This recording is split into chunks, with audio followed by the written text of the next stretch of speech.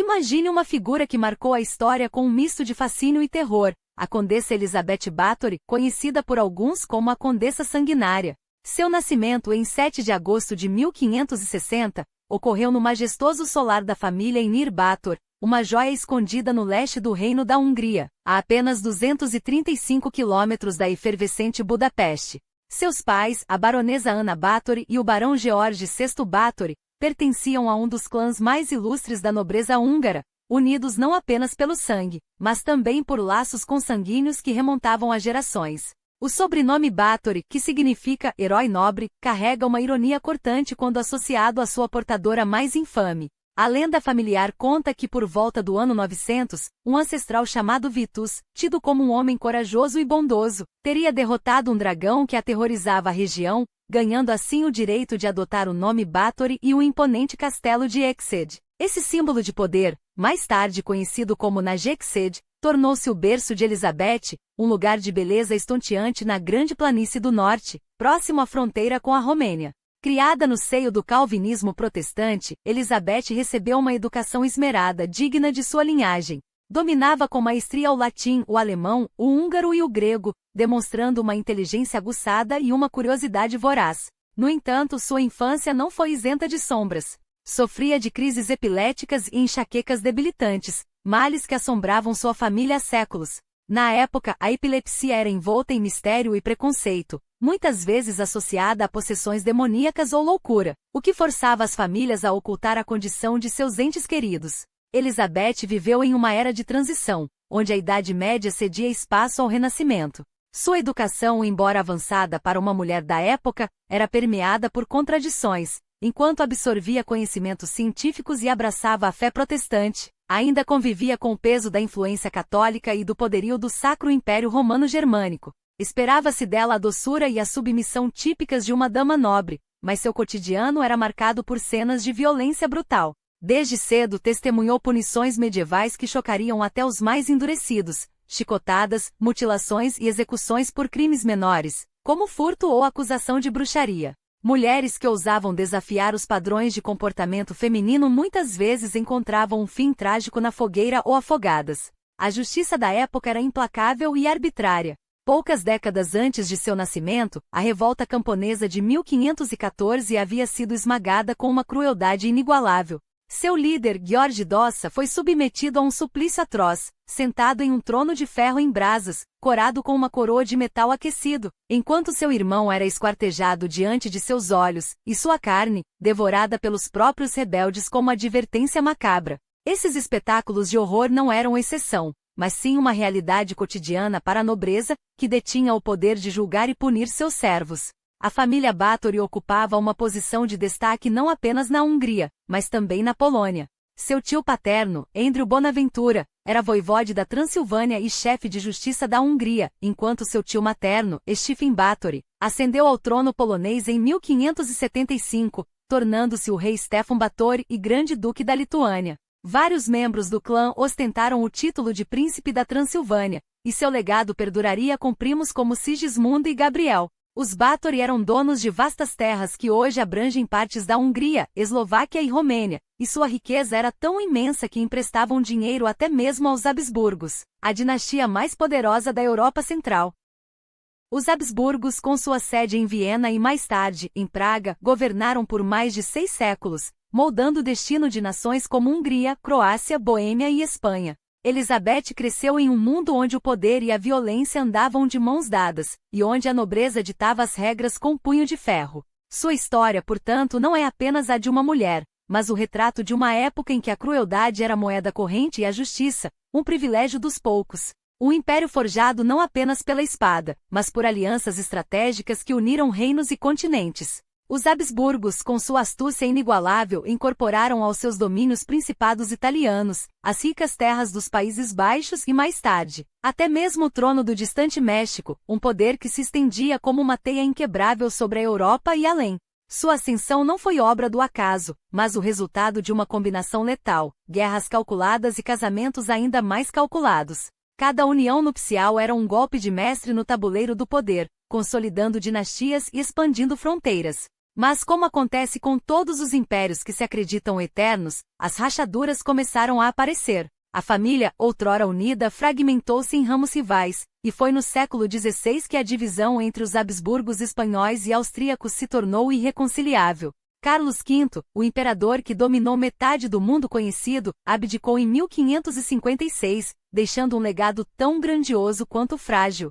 Seu império foi dividido e com ele o destino de milhões.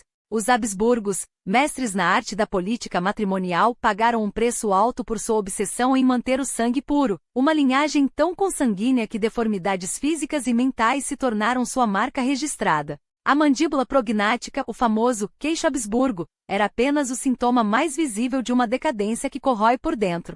E foi justamente nesse ápice, e nesse declínio, que Elizabeth Báthory nasceu. Uma época em que os Habsburgos, no auge de seu poder, governavam o Sacro Império Romano-Germânico há quase 4 séculos, com uma interrupção irrisória entre 1740 e 1745. Um império que não era uma nação, mas um mosaico de territórios, da Alemanha às terras tchecas, da Suíça à Croácia, passando por partes da França, da Itália e da Polônia. Um colosso que se via como herdeiro legítimo de Roma, impondo o catolicismo com mão de ferro, até que um monge teimoso, certo Martinho Lutero, pregou suas 95 teses em Wittenberg, em 1517, e abalou os alicerces desse mundo. Imagine, então, o que era ser a Hungria nesse tabuleiro sangrento. Um reino espremido entre o martelo dos Habsburgos e a bigorna otomana, com Constantinopla caída em 1453 e os turcos avançando como uma sombra sobre os Balcãs.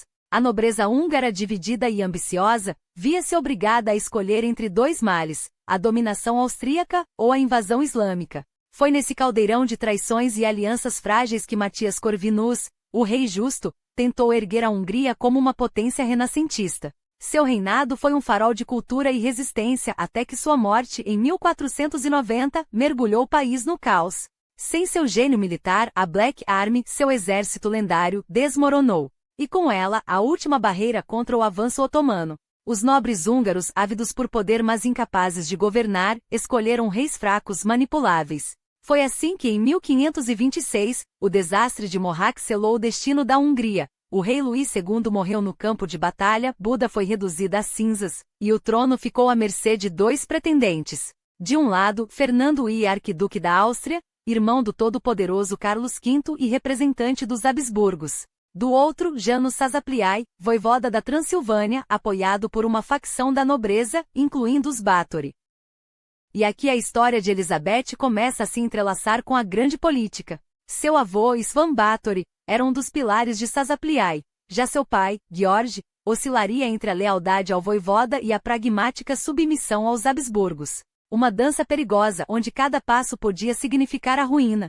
Quando George escolheu apoiar Szászlói, casando-se com Ana, irmã do influente Estevão Báthory, futuro rei da Polônia, os Habsburgos responderam com fúria. Confiscaram o castelo de Bujac, um aviso claro de que traição não seria tolerada. Mas os Báthory não eram homens de se dobrar facilmente. A família se uniu, e o casamento de George com Ana selou uma aliança que mudaria o curso da Hungria.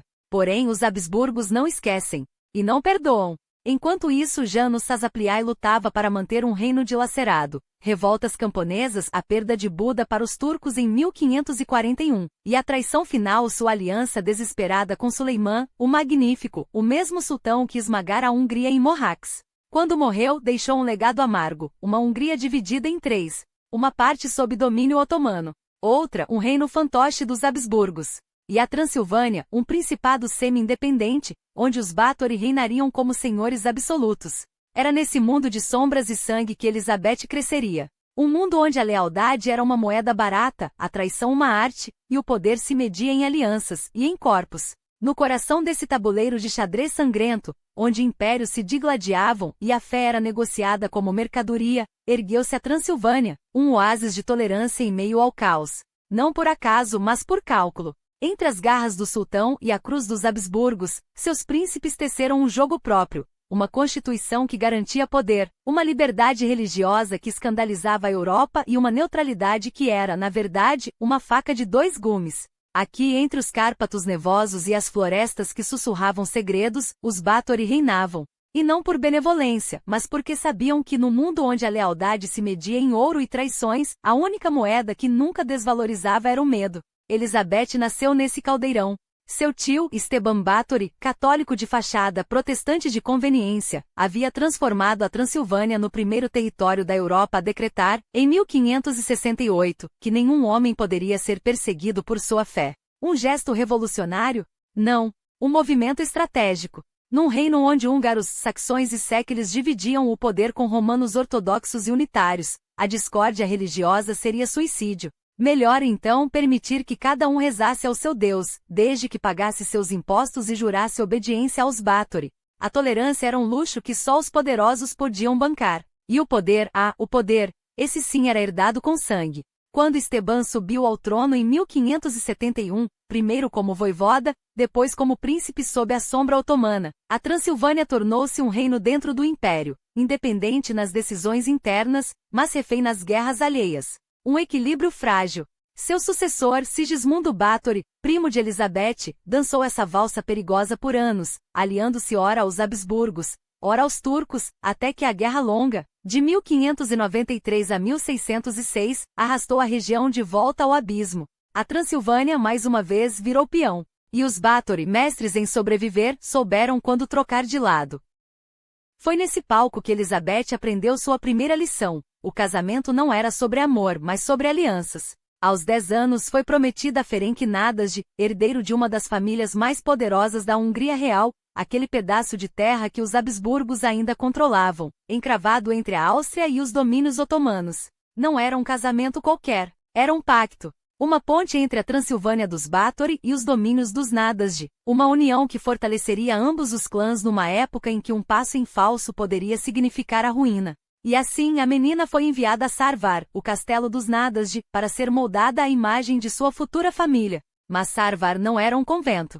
Era uma corte de intrigas, onde os rumores se espalhavam como veneno. E foi lá que o primeiro escândalo manchou o nome de Elizabeth, ou pelo menos, é o que seus inimigos diriam depois. A história, convenientemente surgida após sua morte, falava de um amor proibido, um homem de baixa linhagem, um filho bastardo, uma vingança brutal. Diziam que Nadasdy, ao descobrir a desonra, havia castigado o amante com uma morte tão lenta quanto cruel, atirado aos cães enquanto ainda respirava, e que a criança, uma menina, fora desaparecida por suas ordens. Mas as cartas da época, aquelas que sobrevivem, pintam outra Elizabeth, uma jovem de conduta irrepreensível, uma esposa devota, uma mulher cujo nome jamais foi associado a escândalos, até que conveniente fosse o contrário. Aos 15 anos, em 8 de maio de 1575, ela se casou. Não em qualquer lugar, mas no palácio de Vranov nad Topou, um símbolo do poder que agora unia Báthory e Nadasdy. E aqui um detalhe revelador, ao contrário do costume, Elizabeth não adotou o sobrenome do marido.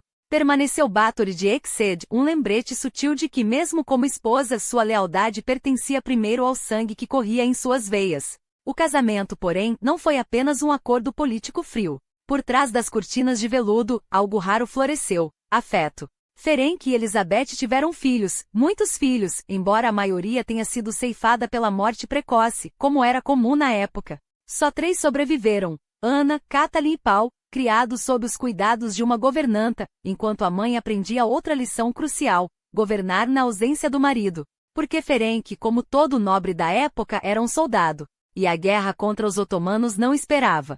Enquanto ele comandava tropas na fronteira, Elizabeth administrava as terras dos Nadasdy, gerenciava servos, negociava com mercadores e, acima de tudo, garantia que o nome Báthory não fosse esquecido. Era uma educação implacável. A Transilvânia, nesse meio tempo, cambaleava entre a rebelião e a submissão. Em 1601, Rudolf II, o Habsburgos, tentou germanizar a região e impor o catolicismo à força, um erro que custaria caro. A nobreza transilvana, liderada por Svanboksky, pegou em armas. E mais uma vez os Báthory tiveram que escolher, se curvar ou lutar. Elizabeth já sabia qual seria sua resposta. Afinal, ela não era apenas uma esposa, uma mãe ou uma filha. Era uma Báthory. E os Báthory não se ajoelhavam. Uma mulher sozinha em um mundo de lobos não se curva. Ela aprende a rugir. E foi exatamente o que Elizabeth fez quando Ferenc Nadasdy partiu para a guerra em 1578. deixando para trás não apenas um título vazio, mas um império de terras, intrigas e responsabilidades que muitos homens tremiam em administrar. Enquanto ele lutava contra os otomanos, ela lutava contra algo ainda mais implacável, a indiferença de um sistema que esperava vê-la fracassar. Mas Elizabeth Báthory não era qualquer nobreza. Ela era a filha de George Báthory, o homem que desafiou imperadores, e a sobrinha de Svan, o rei da Polônia. O sangue que corria em suas veias não era feito para passividade.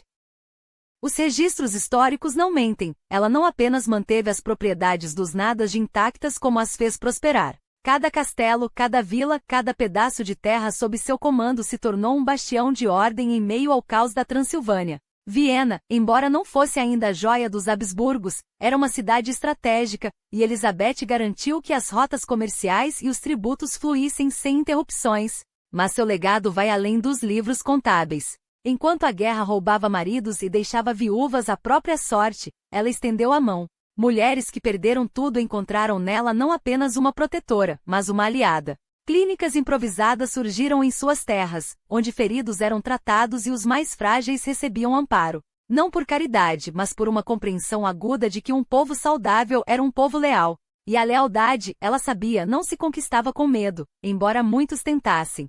As cartas de queixa, tão comuns na época, brilhavam pela ausência em seus domínios. Nenhum camponês ousou acusá-la de tirania, nenhum servo deixou registros de abuso. Pelo contrário, os impostos eram pagos sem revolta, as colheitas entregues sem resistência. Os Báthory, sob seu comando, não eram senhores distantes, mas uma presença constante e justa. Até mesmo as pequenas disputas, um roubo de galinhas, uma briga por limites de terra, eram resolvidas com documentos, não com chibatas. Era como se ela tivesse descoberto o segredo que escapava a tantos nobres. O respeito não se exige, se constrói. Enquanto isso, nas fronteiras, Ferenc Nadas descrevia seu próprio nome com sangue otomano. Sua reputação era de um guerreiro implacável, um homem que não apenas tomava castelos, mas os transformava em símbolos de terror. Estergon, a pérola do Danube, caiu sob seu comando em 1595, e as histórias que voltavam com seus soldados faziam até os mais endurecidos estremecerem.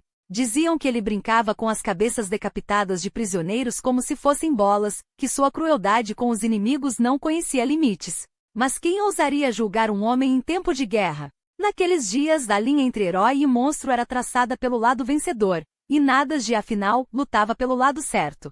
Ou pelo menos pelo lado que escrevia a história. Quando finalmente voltou para casa, não trouxe apenas cicatrizes, mas lições. E Elizabeth, sempre atenta, aprendeu bem. Não que precisasse de aula sobre poder, ela já nasceu sabendo. Mas havia algo na precisão cirúrgica com que Ferenc quebrava seus inimigos que a fascinava. Ele não agia por ódio, mas por cálculo. Cada golpe, cada tortura tinha um propósito, quebrar a vontade e não apenas o corpo. E em um mundo onde a traição era moeda corrente, essa era uma lição valiosa. Há quem diga que foi ele quem lhe apresentou os métodos mais criativos de disciplina. Histórias sussurradas nos corredores dos castelos falam de uma jovem serva coberta de mel, abandonada ao sol para ser devorada por formigas, ou de papéis embebidos em óleo queimando entre os dedos dos desobedientes. Mas aqui está a verdade inconveniente. Naqueles tempos, a violência não era exceção, era regra. Um senhor que não castigava seus servos era visto como fraco, e a fraqueza era um convite à rebelião. Elizabeth não inventou a crueldade, ela apenas a dominou.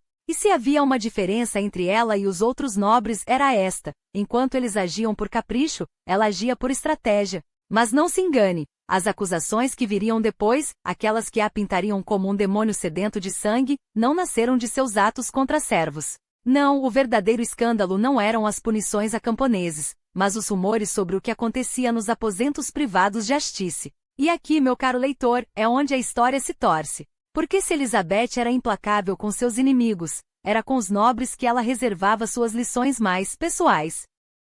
E tudo começou com um toque. Um gesto aparentemente inocente. Uma serva, distraída, roçou nos cabelos da condessa. Um erro trivial, mas suficiente para acender uma faísca. A reação de Elizabeth? Não foi a fúria cega de uma tirana, mas a precisão de uma mulher que entendia o peso de cada ação. Uma multa, não um castigo. Dinheiro, não sangue. Porque ela sabia, a verdadeira autoridade não se mede pela severidade, mas pela justiça. E se havia algo que Elizabeth Báthory dominava, era o equilíbrio entre o terror e a clemência. Mas então, veio Ana d'Arvolia. Ah, d'Arvolia! a mulher que os boatos transformariam em bruxa e mentora das sombras. Na verdade, ela era apenas uma serva leal, tão devotada que se tornou confidente. Dizem que foi ela quem ensinou a Elizabeth os segredos mais profundos do poder, não os que se aprendem nos salões da nobreza, mas aqueles que se sussurram nos cantos escuros dos castelos. Como fazer um corte doer sem deixar marca. Como um sorriso pode ser mais aterrorizante que um grito. Como transformar a dor em arte. E Elizabeth, sempre a aluna brilhante, aprendeu rápido. Demais, talvez. Mas não eram os Ginaiceum como os da Grécia Antiga, onde as mulheres teciam seus destinos entre murmúrios e segredos domesticados. Não. O que Elizabeth criou em Astice era um lugar onde a educação se misturava ao horror, onde o bordado das jovens mãos tremia não pelo frio dos salões, mas pelo que viria depois das lições de etiqueta. Etiqueta sim, porque uma dama deve saber como segurar uma colher de prata sem manchar o linho, como curvar-se em uma reverência sem perder o equilíbrio da alma. Mas também como observar em silêncio, enquanto a anfitriã desdobra um lenço ensanguentado com a mesma delicadeza com que desfolha uma rosa. As línguas eram essenciais. Alemão para os aliados, húngaro para os súditos, latim para os padres que viriam investigar. E o italiano?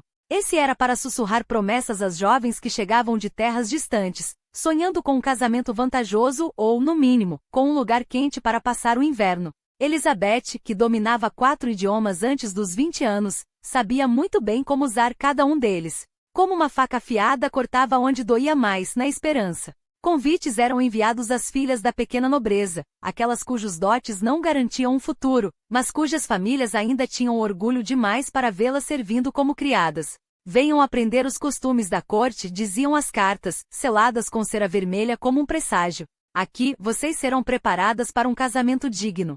E elas vinham. Sempre vinham. Porque quem recusaria a proteção de uma condessa? Quem desconfiaria de uma mulher que, durante anos, foi apenas a esposa devotada do Cavaleiro Negro, Ferenc Nadaj, herói de guerras contra os otomanos? Um homem cuja perna aleijada pela batalha era exibida como troféu de honra, enquanto as cicatrizes de suas esposas, essas eram guardadas sob vestidos de seda. Até que a morte o levou, em 1604, depois de 29 anos de um casamento que o povo chamava de feliz. O que sabem os camponeses de felicidade? Com ele foi-se a última sombra de proteção que Elizabeth tinha. Não que ela precisasse, não então. Afinal, quem ousaria acusar a viúva negra de Astice, senhora de terras vastas como a fome, rica o suficiente para comprar o silêncio de um reino? Mas os mortos, esses não se compram. Primeiro foram as criadas. Depois, as jovens do Ginaiceum, aquele termo tão elegante para um lugar onde o aprendizado terminava em gritos abafados.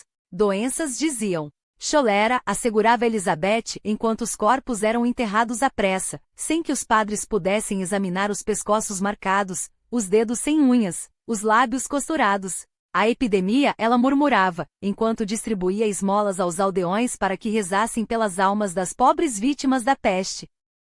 Até que os números começaram a incomodar até os mais devotos. Demasiadas cruzes novas no cemitério. Demasiadas jovens que chegavam sorrindo e desapareciam como fumaça. Demasiados padres que depois de beijar o anel da condessa, voltavam pálidos para suas paróquias, sonhando com o cheiro de ferro e lavanda. E então veio Svamagiari, o pastor luterano que se atreveu a falar. Não em segredo, não em confissões murmuradas, mas em sermões, em cartas enviadas à corte de Viena. Algo podre apodrece em Astice escreveu, e as palavras, como ratos, roeram os alicerces do poder de Elizabeth. Ela riu, ordenou que queimassem suas cartas.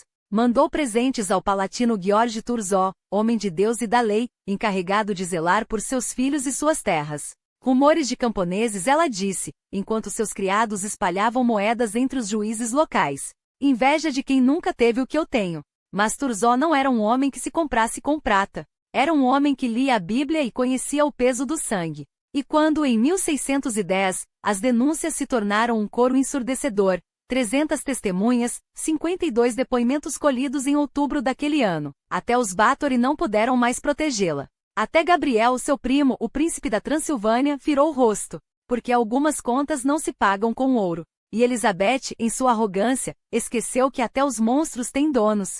É fácil entender porque hoje muitos se perguntam se Elizabeth foi vítima de uma conspiração. Afinal, quando o poder, a riqueza e a fé se entrelaçam, a verdade costuma ser a primeira a sangrar. E no caso da condessa, 3 argumentos se erguem como lâminas contra a narrativa oficial, 3 facas que, se afiadas o suficiente, poderiam cortar a garganta da história que nos contaram. O primeiro deles é o mais sedutor: o dinheiro. Não aquele que Elizabeth gastava em vestidos de seda ou banhos de leite, mas o que ela devia. Ou melhor, o que lhe deviam. Porque a dívida, minha cara, é uma das poucas coisas que os reis não perdoam. Matias II, o Habsburgo que se sentava no trono da Hungria, havia herdado uma conta impagável do falecido imperador, uma fortuna emprestada por Ferenc Nadasdy, o marido de Elizabeth. E quando a viúva, com a teimosia de quem sabe que o ouro é seu por direito, foi até Viena cobrar o que era seu, Matias não só se recusou a pagar, como viu nela um alvo perfeito. Afinal, que melhor maneira de apagar uma dívida do que apagar a credora? Em dezembro de 1610, logo após a prisão de Elizabeth, a tal dívida, oh que coincidência, foi milagrosamente cancelada. O tesouro dos Habsburg suspirou aliviado. E o sangue de Elizabeth, bem, isso era apenas o preço do negócio. Mas não se engane, não era só uma questão de moedas. Era uma questão de território. A Transilvânia, essa joia ensanguentada entre impérios, era um prato que muitos queriam devorar. Os Báthory, família de Elizabeth, eram donos de terras, exércitos e, acima de tudo, de uma influência que incomodava.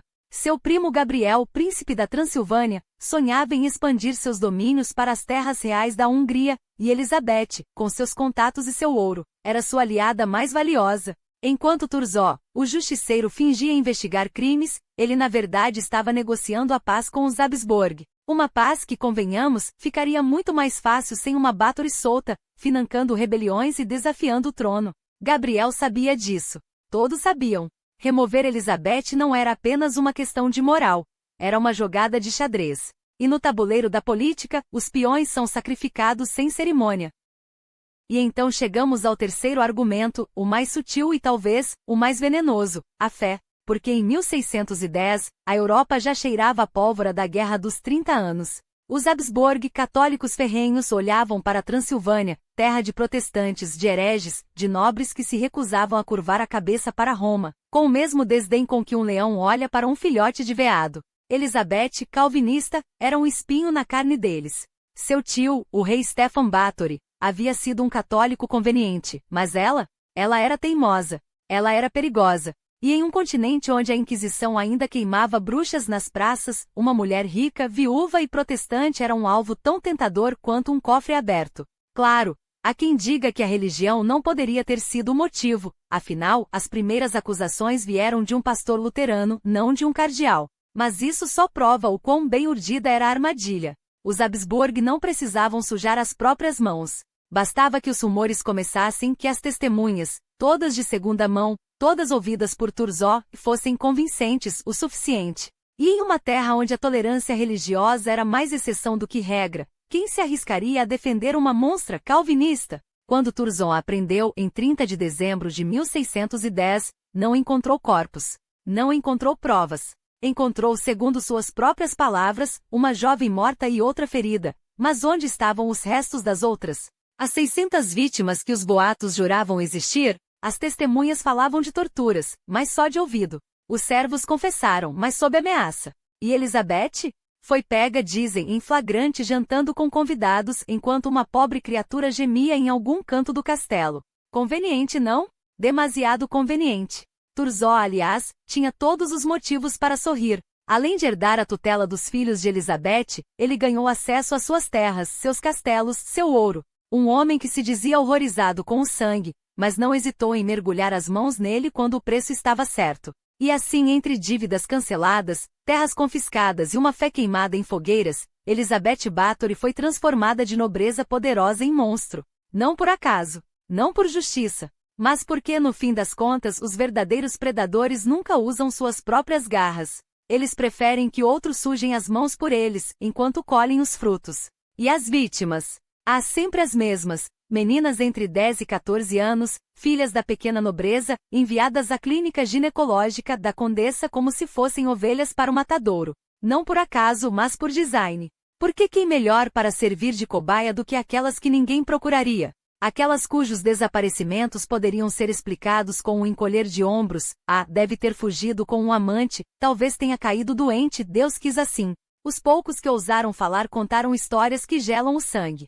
Parentes que nunca mais viram suas filhas sair daquelas paredes. Corpos enterrados em valas sem marca, onde a terra ainda cheirava a medo. E os testemunhos? 2 dos 3 oficiais que juraram ter visto tudo com seus próprios olhos eram homens da corte Benedek Dese e Jacabe Silvava-se, cujas palavras valiam mais pelo cargo do que pela verdade. Um deles descreveu uma criada com as mãos queimadas, mas quem poderia dizer se aquelas marcas vieram de um acidente na cozinha ou das brincadeiras sádicas de uma senhora entediada? Não há provas. Nunca houve. Apenas sussurros, insinuações e o conveniente silêncio daqueles que poderiam contradizer.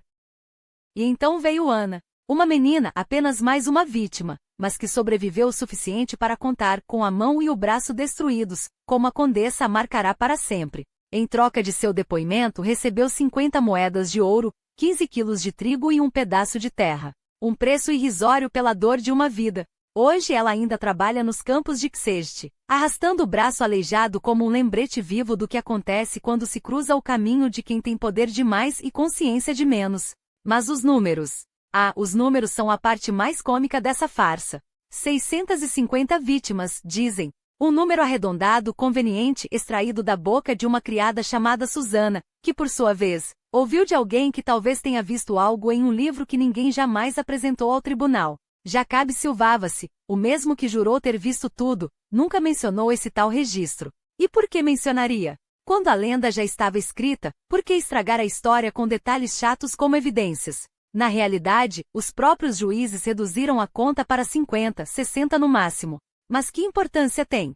Seja uma dúzia ou uma centena, o que muda? O que importa é que quando a nobreza decidiu que Elizabeth Bathory era um problema, não precisou de provas. Bastou o peso de algumas confissões, arrancadas, é claro, com a delicadeza de tenazes em brasa e dedos arrancados um a um. Ilona Jó, a antiga ama de leite dos filhos da condessa, e Dorothea Sentes foram as primeiras a confessar, depois de serem submetidas a torturas que fariam até um carrasco tremer. Claro que admitiram tudo. Afinal, quando a escolha é entre mentir e ter a carne arrancada dos ossos, até a verdade mais absurda parece um alívio. Janos Uivari, outro servo, teve sorte. Sua execução foi apenas a fogueira, sem os aperfeiçoamentos criativos reservados às mulheres. Ersi Majorova, acusada de bruxaria, foi queimada viva depois de uma fuga mal-sucedida, porque, é claro, só uma bruxa tentaria escapar da justiça. E Catarina Benicá, a lavadeira idosa, ganhou prisão perpétua, um destino quase piedoso se comparado ao dos outros. Mas o verdadeiro fantasma dessa história não estava entre os vivos. Ana Darvulia, ou Darvulia como alguns a chamavam, já estava morta quando as acusações começaram. Morta, mas tão útil. Os servos, sob tortura, juraram que foi ela quem ensinou à condessa os segredos da magia negra e os métodos de tortura. Uma morta não pode se defender. Uma morta não pode negar. E uma morta convenientemente carrega consigo todos os pecados que ninguém mais quer assumir. Elizabeth, é claro, tentou se defender. Chamou a mãe de uma das garotas mortas para depor que a filha havia sucumbido a uma doença. Mas quem acreditaria em uma condessa quando a corte já havia decidido que ela era um monstro? Quando os servos, sob a ameaça do cadafalso, repetiam como papagaios que sim, ela ordenou tudo, que sim, ela se banhava em sangue, que sim, ela ria enquanto as meninas gritavam? E assim a lenda cresceu. Porque não bastava que ela fosse uma assassina, ela tinha que ser uma devoradora de virgens, uma vampira, uma bruxa sedenta de juventude. Os métodos? Tenazes em brasa, agulhas sob as unhas, água gelada jogada sobre corpos nus até a pele rachar, dentes afiados arrancando pedaços de carne, banhos de sangue como elixir de beleza. Cada detalhe mais grotesco que o outro, cada história mais conveniente para justificar o que já estava decidido, que Elizabeth Bathory não era apenas culpada, ela era o mal em forma de mulher. E enquanto a nobreza aplaudia a queda de uma de suas próprias, enquanto os servos morriam nos cadafalsos ou apodreciam nas masmorras, uma verdade permanecia intocada. O verdadeiro crime não era o que ela havia feito, mas o que eles permitiram que fosse feito em seu nome. Porque quando o poder decide que alguém deve cair, não importa quantas meninas tenham morrido de verdade. O que importa é que a história seja contada da maneira certa.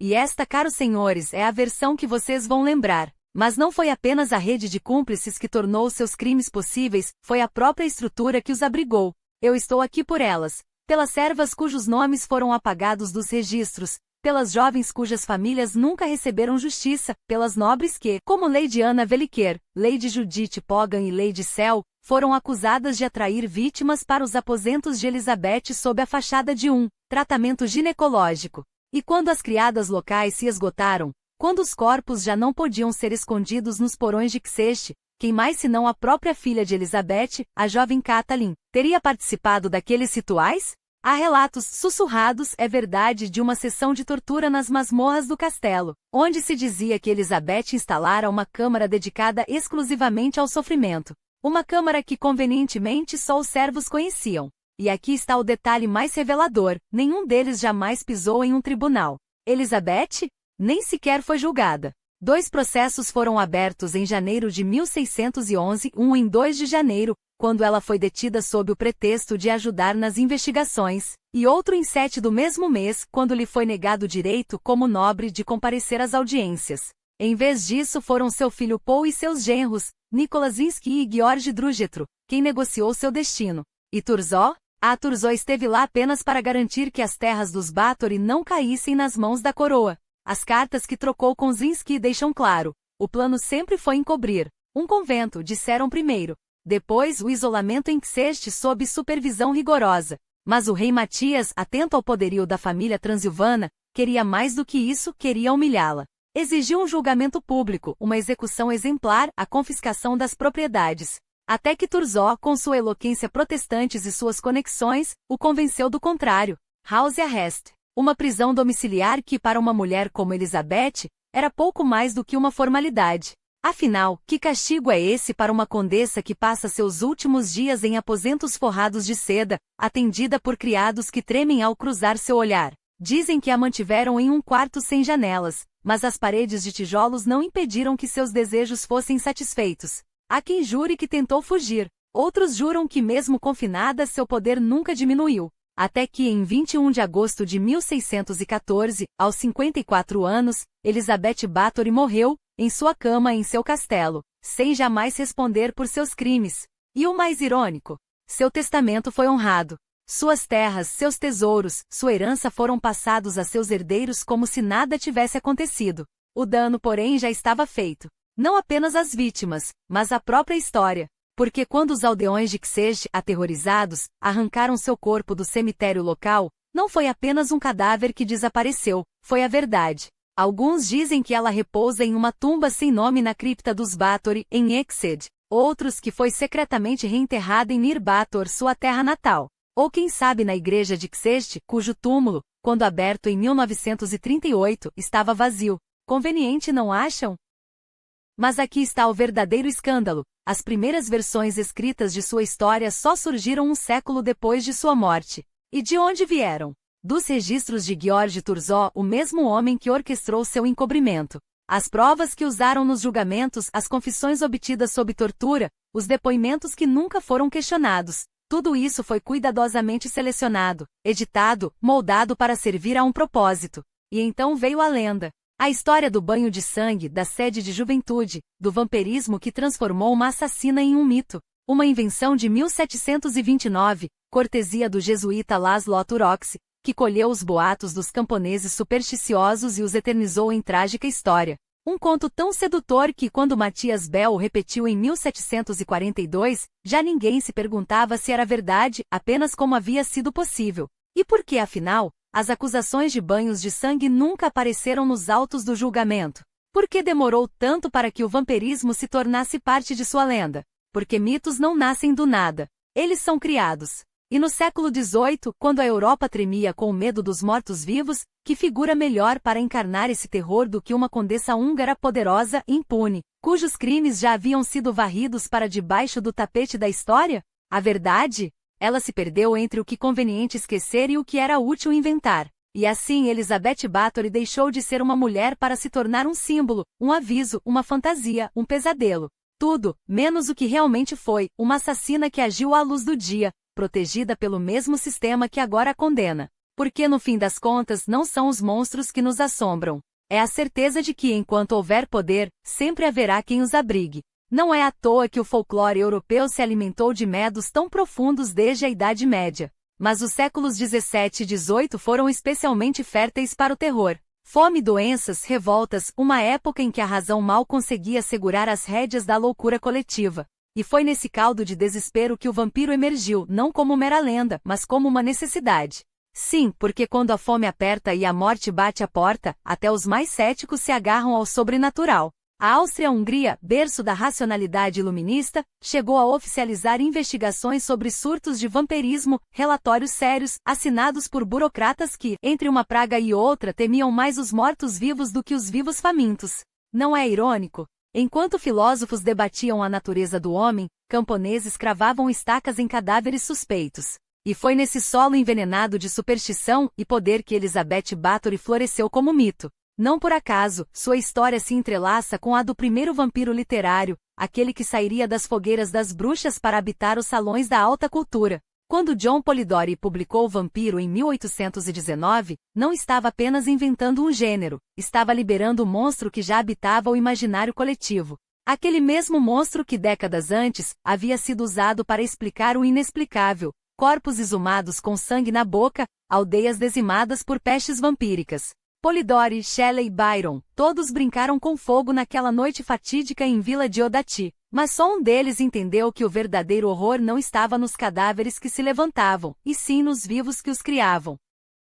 E aqui voltamos a Elizabeth. Porque, convenhamos, não é coincidência que uma nobreza acusada de banhar-se em sangue tenha se tornado a musa involuntária do vampirismo feminino. As acusações de lesbianismo, os rumores de cultos satânicos, tudo isso foi costurado com fios da mesma agulha que teceu as confissões das bruxas de Salem. Uma mulher violenta? Impossível, diziam. Uma mulher sozinha no poder? Só se fosse possessão. O sistema preferia 1000 vezes uma vampira sedutora a uma assassina metodológica, porque a primeira poderia ser controlada ou fantasiada, enquanto a segunda exigiria uma resposta incômoda. O que faz uma mulher se tornar um carrasco? A resposta, é claro, estava bem debaixo dos seus narizes, nas masmorras dos castelos, nos contratos de servidão, na impunidade que só o sangue azul podia comprar. Transilvânia, 1610. Um lugar onde a nobreza sugar a vida dos camponeses não era metáfora, era rotina. E quando Elizabeth Bathory foi acusada de fazer isso literalmente, o escândalo não foi pela crueldade, foi pela ousadia de não esconder. Afinal, quantos aristocratas enriqueceram com o suor e o sangue, alheios sem nunca serem chamados de monstros? A diferença é que ela não se contentou em sugar os pobres em silêncio. Ela os fez desaparecer. E isso, meus caros, é um privilégio que só os muito poderosos têm. Hoje ela é a Condessa Drácula à inspiração, não confirmada, mas tão conveniente de Stoker, a vampira que nunca existiu, mas que todos precisavam que existisse. Porque é mais fácil acreditar em banhos de sangue do que enfrentar a verdade, que a história é escrita pelos vencedores, e os vencedores adoram um vilão de contos de fada. Principalmente quando esse vilão é uma mulher que ousou desafiar as regras do jogo, mesmo que essas regras fossem feitas do seu próprio sangue. E assim, entre os arquivos empoeirados e as páginas de ficção gótica, Elizabeth Bathory se tornou o que o mundo sempre quis que fosse, um mito. Não uma vítima, não uma criminosa comum, mas um símbolo da perversão do poder, da sede de controle, da maneira como a sociedade prefere demonizar a entender. Porque no fundo, todos sabem, o verdadeiro vampiro nunca foi ela. Foi o sistema que a criou, que a protegeu e, quando conveniente, a destruiu.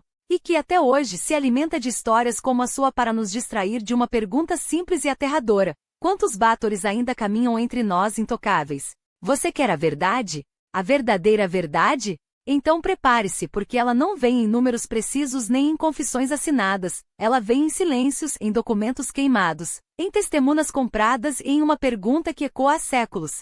Quem, afinal, se beneficia com a lenda de uma mulher monstro? Os registros são escassos, contraditórios, manipulados. 600 vítimas? Um número tão absurdo que cheira a propaganda política. Há um exagero calculado para justificar o linchamento moral de uma nobre que ousou desafiar as regras de um mundo feito por homens para homens.